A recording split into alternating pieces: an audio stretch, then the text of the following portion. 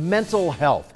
It's been a big topic of discussion during this pandemic, but it's also something the Boise Police Department encounters in many of its calls, which is why they created the Behavioral Health Response Team. And today, that team grew.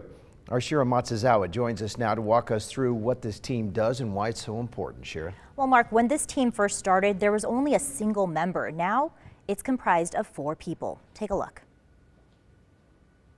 We don't meet people on their best day. We meet people on their worst day a lot of times. And having someone there to address that mental health component can be huge. 6 years ago, the Boise Police Department created the Behavioral Health Response Team. I think the highest call for service we get here at the department is mental health related calls, or at least have that kind of component. Craig Latticina is a mental health coordinator and now the newest civilian member of the team. He says services like this are especially important because they're working to prevent calls from going to 911 and instead helping those facing a mental health crisis and connecting them with needed social services. When you're in crisis, it feels like the most awful thing that's ever happening to you.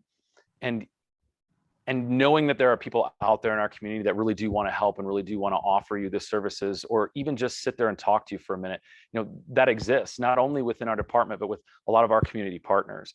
The team is made up of 2 behavioral health officers and 2 mental health coordinators. Not only do they respond to mental health related calls, they also develop training and policy for officers and coordinate with community partners. Boise's innovative, and this is an amazing city, and we have this opportunity to incorporate clinicians into crisis response and to alleviate some of the issues that we see in our community.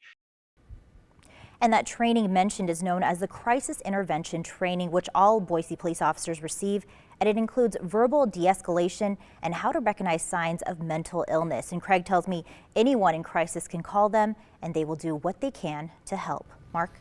Needed now, right now, more than ever. Absolutely. For sure. All right, Shira, thanks.